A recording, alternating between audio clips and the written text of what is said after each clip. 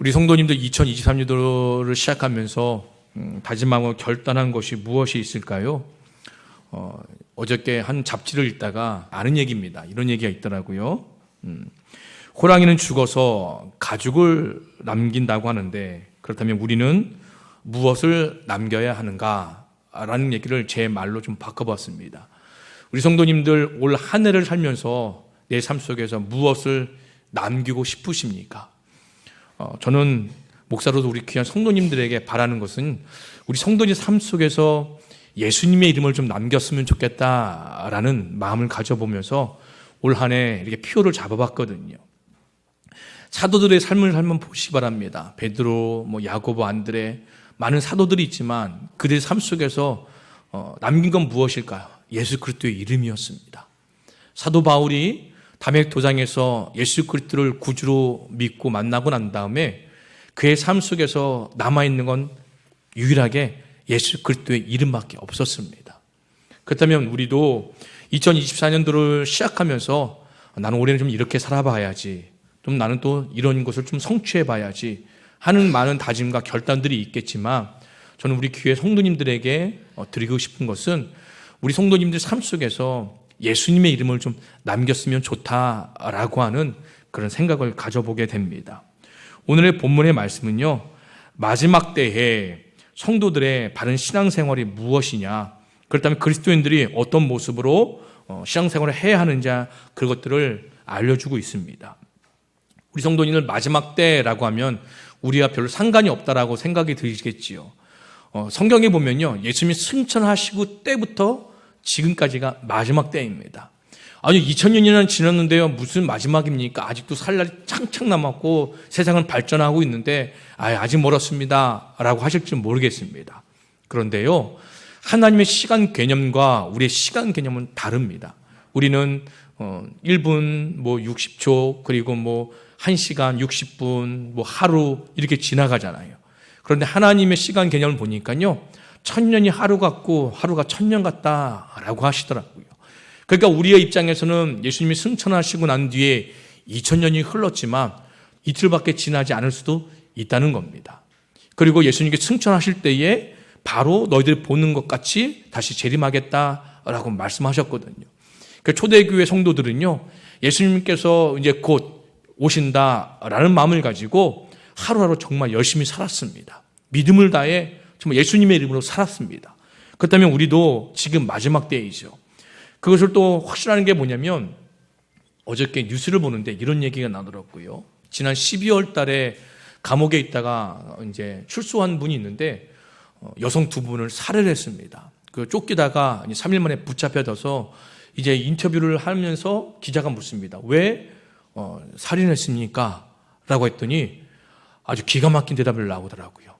강하게 보이기 위해서 살해했습니다 라고 하더라고요. 감옥에 있는 동안에 사람들이 무시를 했다는 거예요. 그래서 내가 누구보다 강한 사람이야, 이것을 보이기 위해서 무고한 생명 2명을 죽였다라는 그 기사를 보고 어이가 없고 마음이 먹먹했습니다. 우리 귀한 성도님들, 세상이 이래요.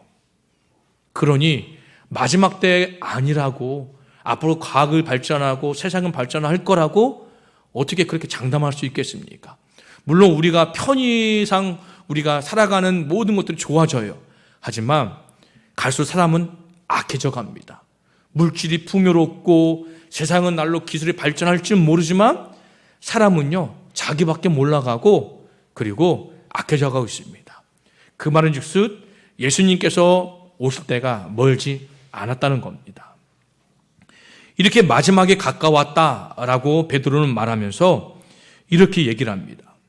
어떻게 살아야 되냐? 첫 번째, 너희는 정신을 차리고 근신하여 기도하라 라고 7절 말씀에 그렇게 말합니다. 정신을 차리라 이 원어를 보니까 분별력을 가져라, 마음을 잘 추스려라 라고 하는 의미인 거죠. 요즘 AI가 발달하면서 어떤 일이 벌어지는지 알죠? 컴퓨터로 연예인을 똑같이 목소리를 흉내내고 사진까지 해갖고 사람을 속여서 금전적으로 갈취하고 사기치는 일이 많이 일어납니다. 제가 이 말씀 드리는 이유가 뭐냐면 그만큼 분별하기가 어려운 시대에 살고 있습니다. 목소리를 들어보면, 화면을 보면 연예인이고 내가 아는 사람이 똑같이 보여요. 그런데 그게 다순 거짓말이었다라고 하는 거죠. 이렇게 앞으로 우리가 사는 세상은요, 과학이 발달되고 인공지능 AI가 발달하면 발달할수록 뭐가 참이고 무엇이 거짓인지, 무엇이 정말 옳은 길인지 분별할 수 없는 시대가 돼버렸다는 겁니다. 이런 시대 가운데 우리가 그렇다면 어떻게 살아야 될까요?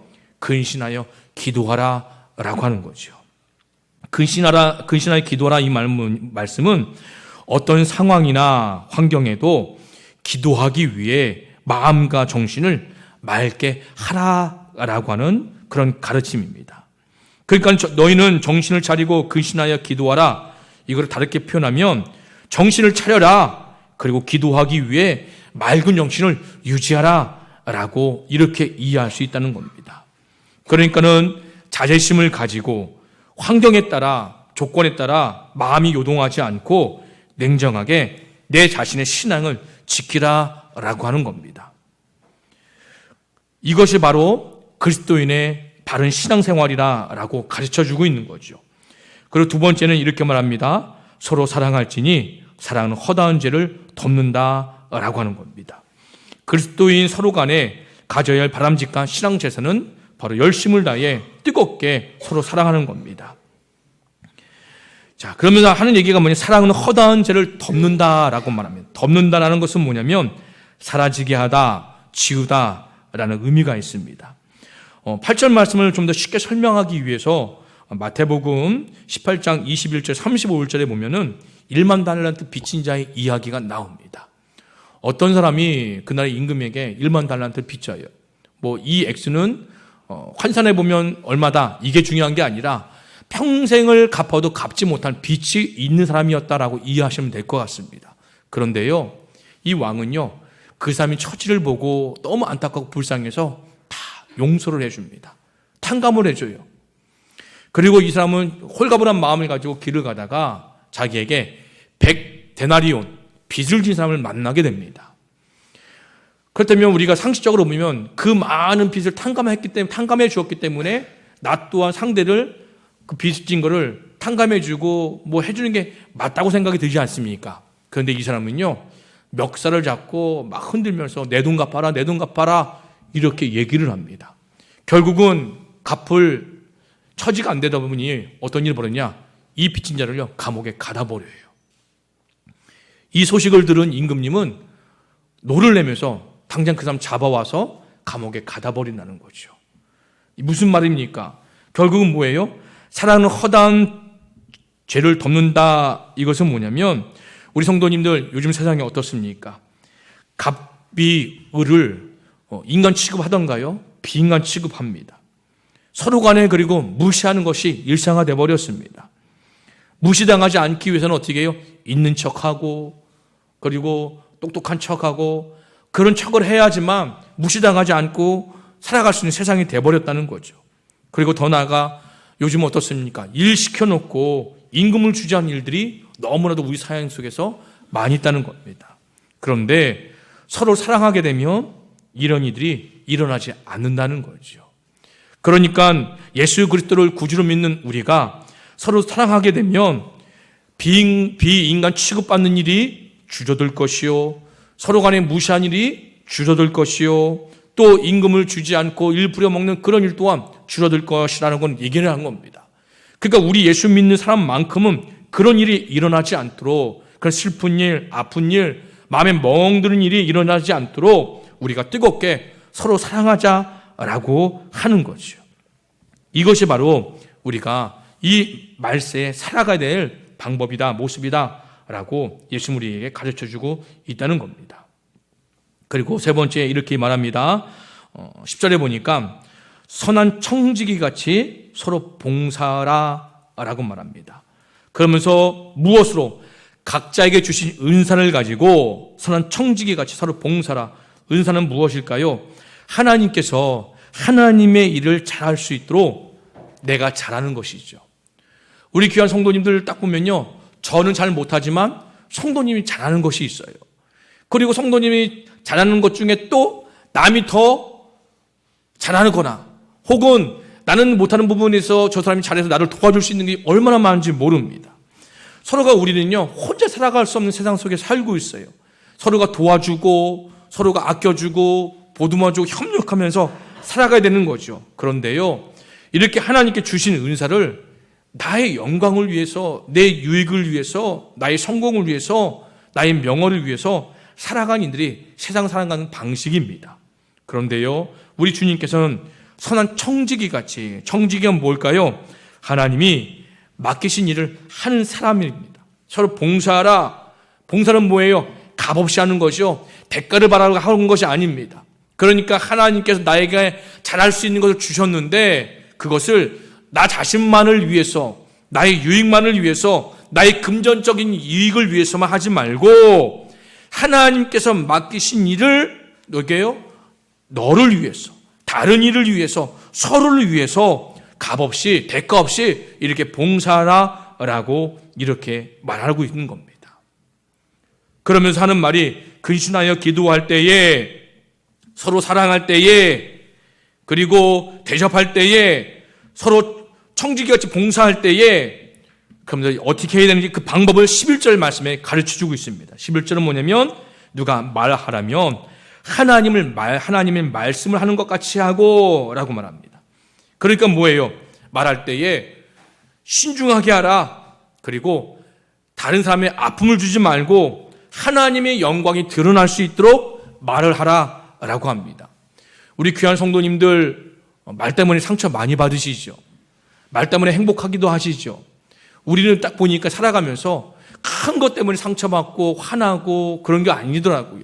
모든 다툼과 시비는 작은 일부터 시작되는데 그 작은 일이 뭐냐면 말입니다. 성경은 말 속에 그 사람의 마음이 담겨 있대요.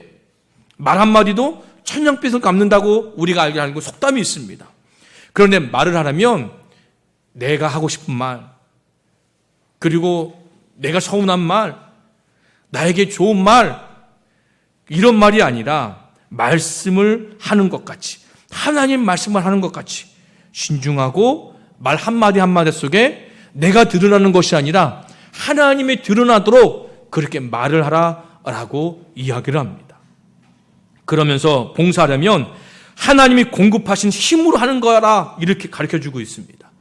베드로가 이 쓴 서신 속에 그럼 왜 이런 말을 했을까 생각해 보면 이런 일이 있었습니다. 한때는요, 예수님께서 부활 승천하시고 난 다음에 베드로와 요한이 사도행전 4장에 보니까 예루살렘 성전에 기도하러 올라갔어요. 그런데 날 때부터 걷지 못하는 한 사람이 그 미문 앞에 구걸하기 위해서 사람들이 이렇게 실려갖고 오더라고요.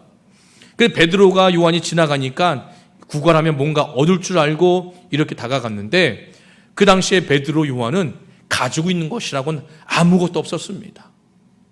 그러면서 이렇게 말합니다. 사도행전 3장 6절에 보니까 베드로가 이르되 은과 금은 내게 없거니와 내게 있는 이것을 내게 주노니 나사렛 예수 그리스도의 이름으로 일어나 걸으라 라고 이렇게 얘기를 합니다. 자, 우리가 불렀던 찬양인데 같이 한번 불러볼까요? 금과 은 나 없어도 내게 있는 건 내게 주니 곧 나사렛 예수 이름으로 일어나 걸으라.